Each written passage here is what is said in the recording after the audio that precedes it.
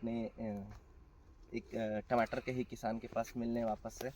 तो आइए थोड़ा सा इनके बारे में कुछ जानकारी लेते हैं। भैया आप अपना परिचय बता मैं दीजिएगा। विमलेश यादव, नमस्कार। ब्लॉक वाटरनगर पड़ेगा, तहसील वाटरनगर, जी डिस्ट्रिक्ट बलरामपुर। जी।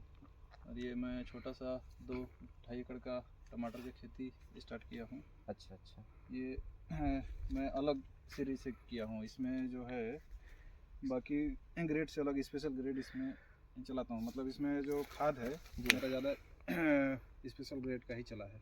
अच्छा, ये ठीक अलग ना? तकनीक से ये हाँ, खेती आप जैसे किए हैं। जैसे बाकी करते हैं ना, जी। 19-19 12-61 0-52 34 इसी में पूरा ड्रिप में चल रहा है। लेकिन इसमें क्या है कि मैं ट्रायल पर्पज से इसको लगाया था अच्छा कि अच्छा। वाइटल ग्रेड का जो आता है उसका जी। मेरे को रिजल्ट अच्छा क्या है अच्छा। उसका समझना था। अच्छा ठीक है। बाकी इसके बगल में एक प्लॉट देखिएगा तो उधर पूरा हमारा जो नॉर्मल सीरीज चलता है 12-61 19-19 वो वाला पूरा चलता है। अच्छा अच्छा। तो जैसे जो इसमें क्या है ना कि स्पेशल ग्रेड में बोलना चाहिए तो जैसे 19-19 चलाते हैं ना, जी। तो उसकी जगह में अपना 14-48 चलता है। तो अच्छा पौधे को जल्दी से हाइट उठाने के लिए और ब्रांच बढ़ाने के लिए इसको यूज करते हैं। अच्छा, इसमें आप जैसे 19-19 की जगह आपने 14-48 हाँ। चला दिया। अच्छा। और उसके बाद जैसे इंटरनोड हर एक गांठ में आपका ये जैसे देखिए फल आता है, जी। इसमें देखिए फ्रूटिंग है, जी जी बहुत हैवी फ्रूटिंग पकड़ा है। जी।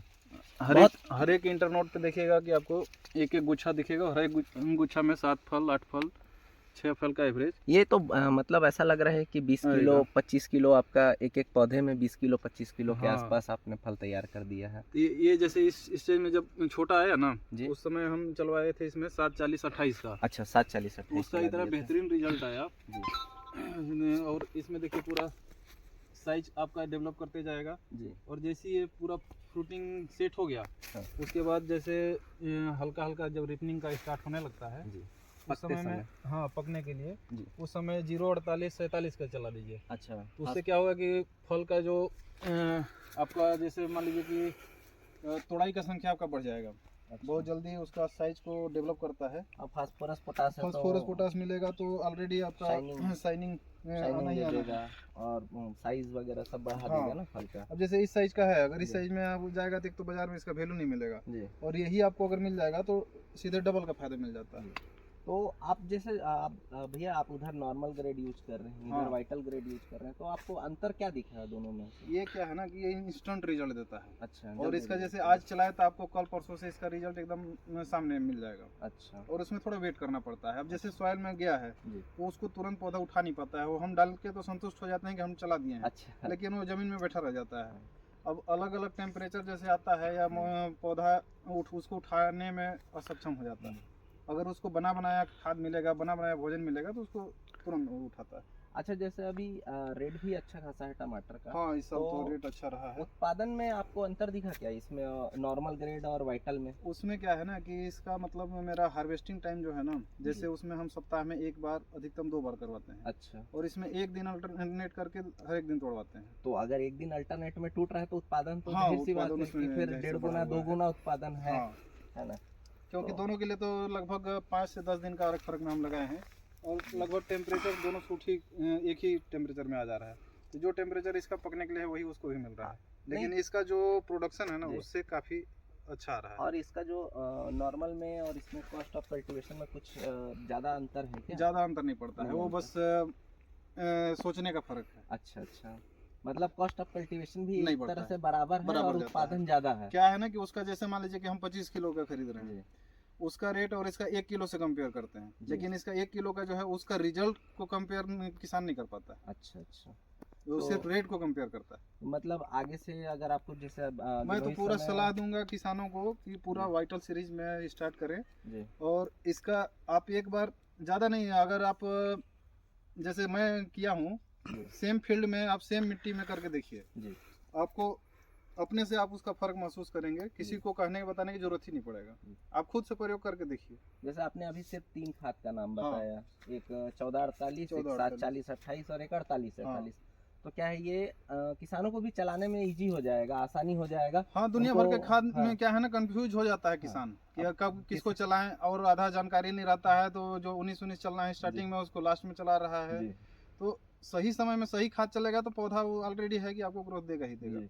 कुछ किसान तो ऐसे हैं जो शुरू स्टेज से ही 13-40-13 को लेकर के चल हाँ जाते हाँ हैं, हाँ है ना। तो वो क्या कंफ्यूजन बना रहता है जी कि जी कब जी 12-61 कब 13-40-13। तो इसमें क्या है आपका वाइटल एक अगर आप सीरीज 3 में खाद को ये जो सीरीज आपका है जी। अगर इसको लेके चलते हैं तो इसमें आपका पूरा फसल चक्र जो है इसका कंप्लीट हो जाएगा। सिर्फ इतना 3 भी आप खाद में हो 3 खाद जाएगा ना। और और खूब से खूब अधिक से अधिक आप लेना चाहते हैं और थोड़ा सा हैवी करना चाहते हैं जी तो लास्ट में इसको जैसे अभी स्टार्टिंग हो गया है लगभग ये देखिए पकना, जी इस समय में आप पोटेशियम सोनाइट का यूज करवाइए। पोटेशियम सोनाइट हाँ 0023। हाँ उससे आपका और अच्छा जी। शाइनिंग आएगा और फल का जो साइज है ना जी।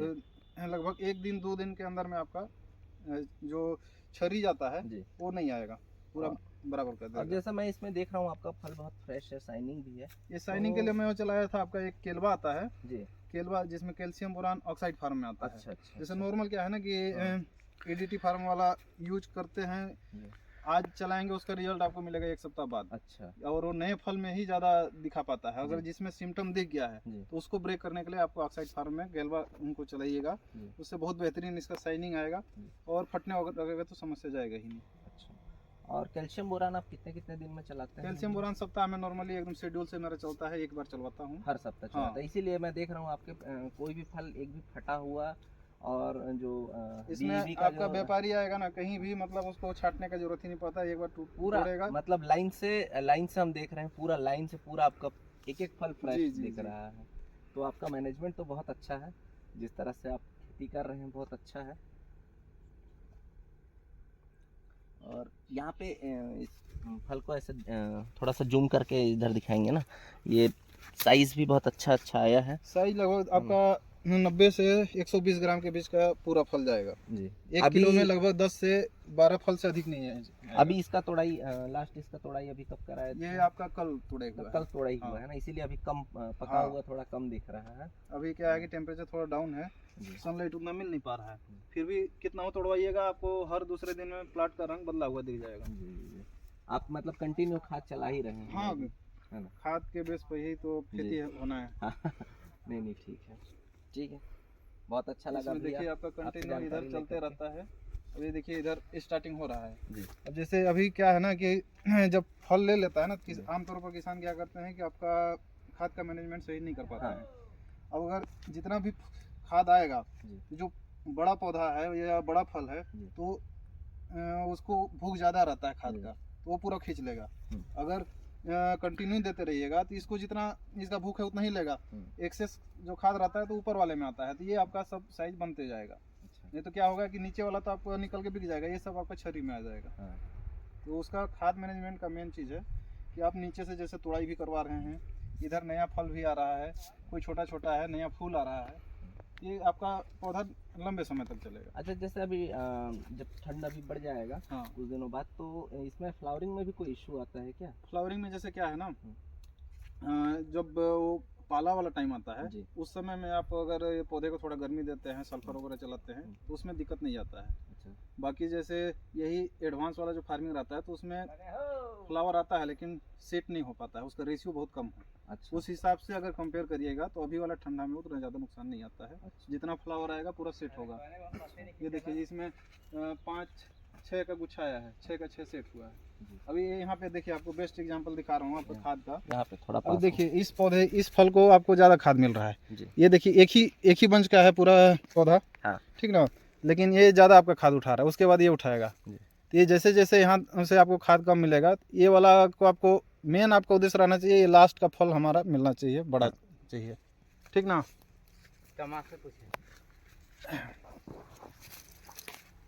नहीं अगर खाद अगर इसको नहीं मिल पाएगा तो पूरा आपका एक तो ब्रांचिंग रुक जाएगा। जी। ये जैसे खाद अगर कम होगा ना हाँ। तो सीधा सीधा जो नया ब्रांच आएगा वो आपका पतला पतला आएगा, और अगर पतला रहेगा तो उसमें फूल का भी जो आएगा ना वो 2 फूल 3 फूल का सेटअप आता है। और मतलब अगर स्वस्थ कंसा रहेगा तो पूरा 6 फूल 8 फूल का गुच्छा आता है। आपके हिसाब से जो सारा कुछ पौधे का उत्पादन है वो सब न्यूट्रिशन के ऊपर मैनेजमेंट है। न्यूट्रिशन पे ना। हाँ।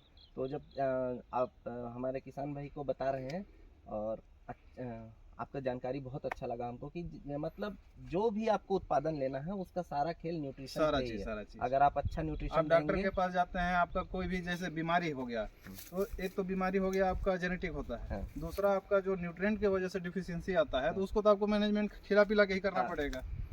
तो आप न्यूट्रिएंट इसको दीजिए, वो उतना आपको रिजल्ट देगा। बहुत बहुत अच्छा लगा भैया आपसे बात करके।